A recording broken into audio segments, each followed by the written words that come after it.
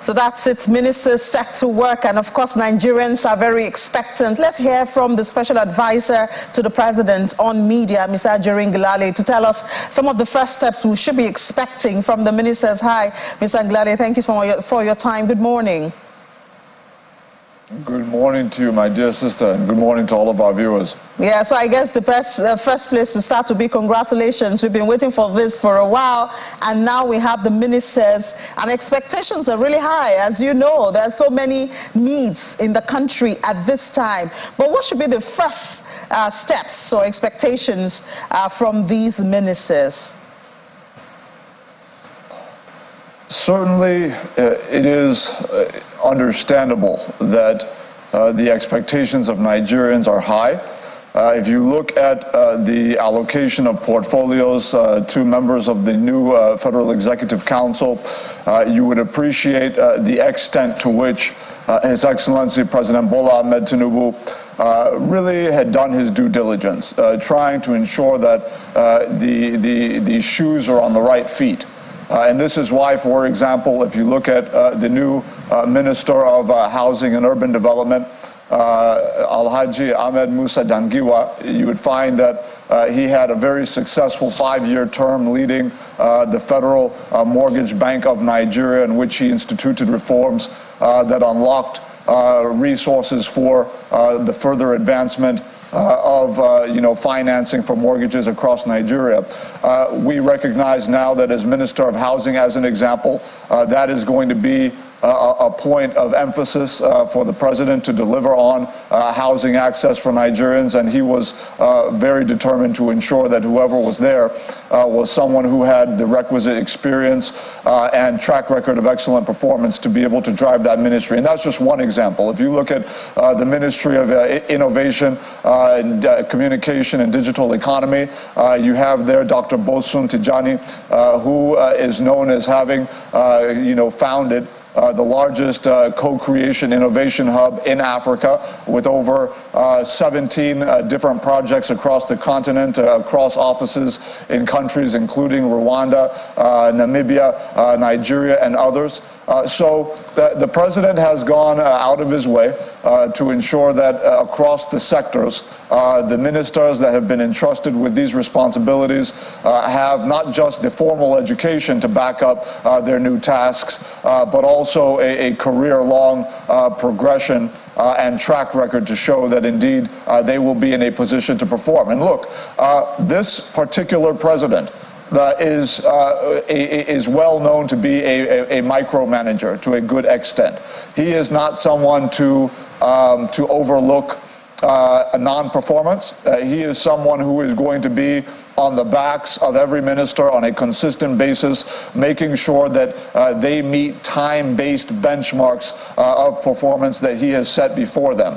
So I think Nigerians are very much right to have high expectations of the new cabinet, and I can assure you this morning that His Excellency President Bola Ahmed Tinubu thinks of nothing else than ensuring that his cabinet delivers on the renewed hope mandate.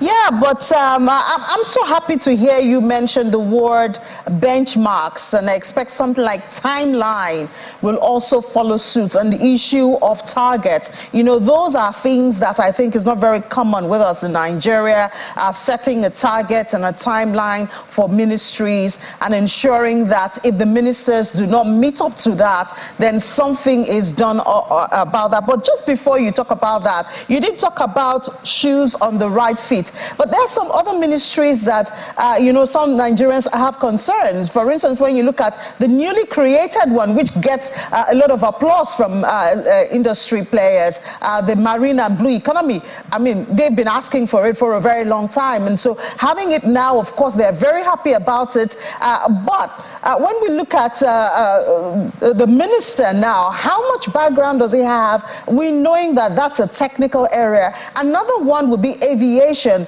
as we know that the minister there, we know him to be in the legal profession. And so people are asking, these are technical areas. How will these ministers deliver, especially in the short term, seeing that these are areas that are there? I mean, we don't know them to be used to those areas. Yeah, thank you so much. If you look at, I think sometimes there's a tendency on the part of some public analysts, so certainly I'm not referring to you, to oversimplify the general, backgrounds of some certain nominees. And I want to be very precise in what I mean by that. If you look at the new Minister of Marine and Blue Economy, His Excellency, the immediate past governor of Osun State, Adeboyega Oyetola, what you'd find that he had decades worth of experience in the insurance industry. A major part of that, eventually even beginning his own, starting up his own insurance company that has gone on to be very successful. It dealt quite extensively with the shipping industry, for example. So the notion that there has not been some sort of a link between some of the nominees and the various sectors that they will now be overseeing, I think it's a bit overblown. The truth of the matter is that that's on the one hand. On the other hand, you mentioned the Minister of Aviation, Barrister Festus Keyamo, Senior Advocate of Nigeria. Yes, it may be true that he has not flown a plane. He's not a captain, as it were, in that sense. But I think anyone who understands kind of the minutiae of the aviation industry recognizes the central role that policy and regulation plays in the effective operation of that industry. We talk about aviation safety, flight safety, civil aviation safety. All of this has to do with how strong your legal foundations are and the extent to which they are being, that there are effective regulations crafted to oversight that sector. I don't think there's any better legal mind in the cabinet to be able to oversee any review of the policy regulations that will be undergirding the aviation sector moving forward. And again, I would also say this, it's not just a matter of professional background. That's part of it, but the other part of it is personality, who you are and what your tendencies are. Everyone knows that Barrister Festus Keyamo is a no-nonsense individual who is not going to keep quiet or look the other way if something wrong is going on. He's going to speak to it, and not only speak to it, but now he has the power to be able to ensure that any sharp practices in the aviation industry, all the different things that we hear about in terms of scams here or scams there, or inefficiency in our airports, he's going to be the kind of minister that will be going through the airports, on unscheduled visits, making sure that FAN is kept on its toes, making sure that the NCAA is not falling short in terms of its regulatory responsibilities. We believe he's going to do a fantastic job, and we believe that his legal profession, his legal background is going to suit him very well. And I would also note, just very quickly, that if you look at the Minister of Economic Planning and Budget, you would find that His Excellency, the immediate past governor of Kebbi State, Atiku Bagudu, not only once worked in the Central Bank of Nigeria, has his first degree in finance, has his second degree, a master's from the prestigious Ivy League University, Columbia University in New York, in economic management.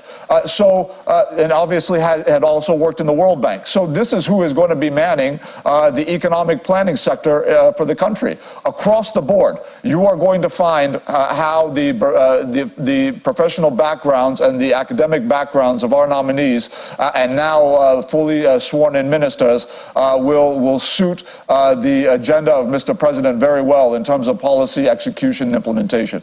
All right, Mr. Ngilale, just before we let you go, let's talk about the CNG initiative that the president announced last week. How does that work? How can we access it? How is it going to help, to buffer some of the hardship at this time? Yes, so the CNG initiative is a very important one. The Presidential Compressed Natural Gas Initiative that has been established by His Excellency President Bola Ahmed Tinubu is chaired by His Excellency the Chief of Staff, Right Honorable Femi Bajabiamila, and essentially is going to be rolling out in the near term. 11,500 new CNG fueled vehicles, focused in on mass transit systems across all states of the Federation. We recognize that at a time when energy costs are going up, when a time when our people are hurting from rising food costs and inflation, that dealing with the issue of rising energy costs is fundamental, which is why the President put in place this initiative targeting the transportation modes that really affect the bulk of our masses. When you talk about the bulk of our people on the lower income ladder, lower income side of the economic ladder in the country, being able to ensure that we can provide CNG fueled buses and the like that would crash the cost from PMS fueled buses at about 620 naira per liter on average. You're now looking at about 250 naira per liter on average for CNG. That's going to have a massive impact on the ability of the everyday Nigerian going to work and back, going to market and back, using mass transit across our states. So that's going to do that in the immediate term. In addition to that, we're going to be immediately rolling out 55,000 new CNG conversion kits for existing PMS vehicles to be able to further accelerate the process of conversion and transition from PMS to CNG. But I need to note that it's one thing to deal with the demand side of the CNG equation. You also have to deal with the supply side, which is why His Excellency President Bola Ahmed Tinubu has been able to, through the NNPCL, strike a deal with NIPCO, which effectively is going to roll out 56 new CNG filling stations across all states of the Federation within the next 16 months. 21 new stations, CNG filling stations within the next 9 months, and then 35 new filling stations, CNG stations between April 2024 and April 2025, which essentially takes us to his midterm, of the midterm of his first term in office. So we're dealing with the supply side, we're also dealing with the demand side. We're also going to be rolling out an exemption on customs duties as well as VAT exemptions on all importation of CNG conversion kits to further accelerate and cheapen the process of CNG conversion for families across Nigeria. And that is the President's focus at this time. Well, thank you so much, Mr. Ginali. I think one thing that gladdens my heart more is the timeline. I mean, when you give these promises, you give it with timeline, so we can also follow up and know if we are making it or not, and we'll certainly do that. Thank you so much for your time this morning, Mr. Ajurin Ginali, the Special Advisor to the President on Media. A privilege to be with you. Thank you.